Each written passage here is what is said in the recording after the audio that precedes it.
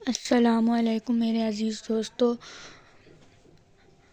آج ہم حضرت ادریس علیہ السلام کی کچھ باتیں بتائیں گے۔ جب یارد کی وفات کا وقت قریب آیا تو انہوں نے اپنا جانشین اپنے بیٹے خنوخ یعنی ادریس کو بنایا۔ اللہ تعالیٰ نے آپ کو اپنے زمانے کے تمام انسانوں کے لیے نبی بنا کر بھیجا اور شیش کے بعد آپ کو ہی نبوت عطا ہوئی۔ آپ پر 30 صحیفیں نازل ہوئیں۔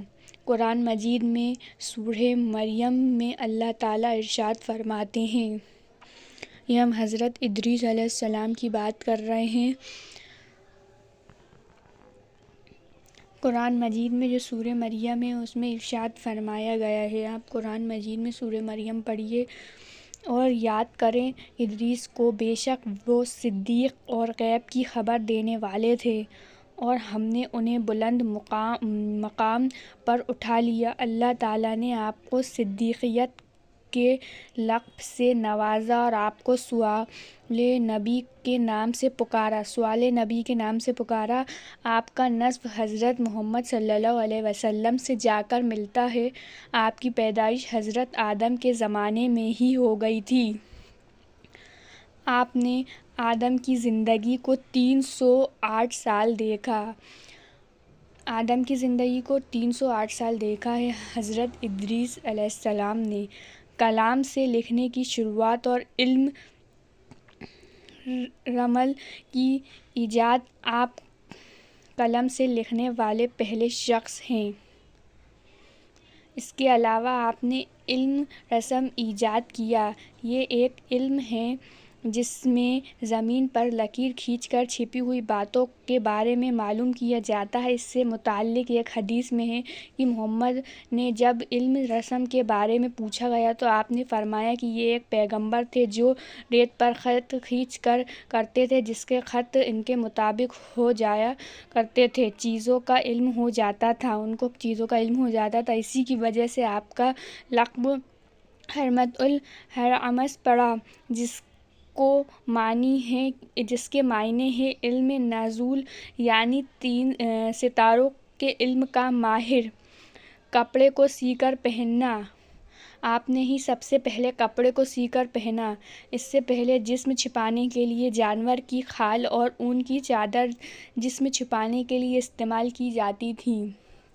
سب سے پہلے جو کپڑے سل کر پہنا تھا وہ حضرت ادریس علیہ السلام نے پہنا تھا۔ وعظہ اور خطابت کی شروعات، سب سے پہلے وعظہ اور خطابت کی شروعات بھی آپ نے ہی کی۔ جب حضرت آدم اس دنیا سے رخصت ہوئے تو آپ نے اپنی قوم کو جمع کیا اور ان کے سامنے واضح کیا، جس میں آپ نے اللہ تعالیٰ کی فرما برداری اور شیطان کی نافرمانی کا حکم دیا اور قابل کی اولاد سے نہ ملنے کی نصیحت کی۔ اسی طرح آپ نے باقاعدہ واضح کرنے کی بنیاد ڈالی اور یہ بھی بتایا کہ جو اللہ تعالیٰ چاہتے ہیں نماز ہم پڑھیں، قرآن پڑھیں تو اس سے ہمیں بہت سکون ملے گا اور بیکاری اور بدکاری کے کام نہ کیے جائیں۔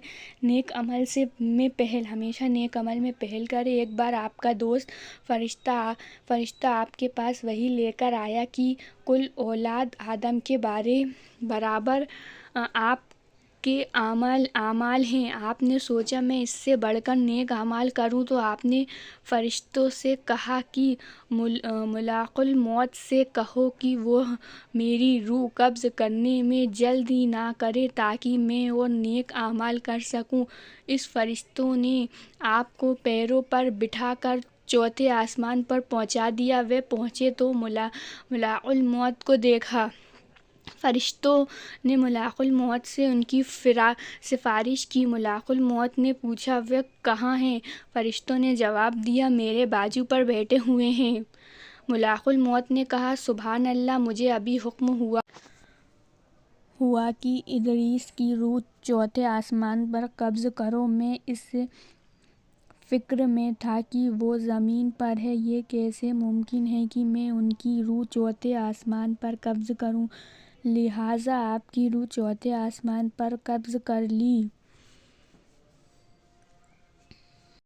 ادریس کی جو روح تھی وہ چوتھے آسمان پر قبض کر لی گئی تھی، لہٰذا ان کی روح جو تھی آسمان پر قبض کر لی گئی تھی، چوتھے آسمان پر۔ یہ اس میں بتایا گیا ہے۔ میں اس فکر میں تھا کہ وہ زمین پر ہے، یہ کیسے ممکن ہے کہ میں ان کی روح چوتھے آسمان پر قبض کروں، لہٰذا آپ کی روح چوتھے آسمان پر قبض کر لی گئی۔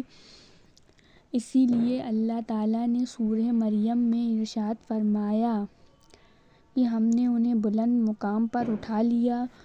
کچھ علماء کرام کا ماننا ہے کہ ان کی روح قبض نہیں کی گئی بلکہ وہ زندہ ہی آسمان پر ہیں۔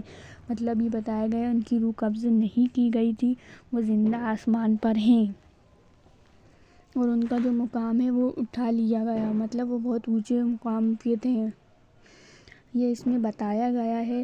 لیکن صحیح یہی ہے کہ ان کی روح جو ہے چوتھے آسمان پر روح قبض کی گئی ہے، واللہ اعلم۔ یہ آپ کو میں نے حضرت ادریس علیہ السلام کی کچھ باتیں بتائی تھی۔ آگے کی ویڈیو میں انشاءاللہ تعالیٰ آپ کو اور کچھ باتیں بتاؤں گی۔ اگر آپ کو میری ویڈیو پسند آئی تو پلیز میرے چینل کو ضرور سبسکرائب کریے اور بیل آئیکن کا بٹن دبانا مت بھولیے۔ میرے ویڈیو کو زیادہ سے زیادہ لائک کریے، کمنٹ کریے اور شیئر کریے، اور کمنٹ کر کے بتائیے کہ آپ کو میری ویڈیو کیسی لگی۔ اگر اچھی لگی تو ضرور کمنٹ کریے۔ ملتے ہیں اگلی ویڈیو میں۔ ویڈیو دیکھنے کا بہت بہت شکریہ۔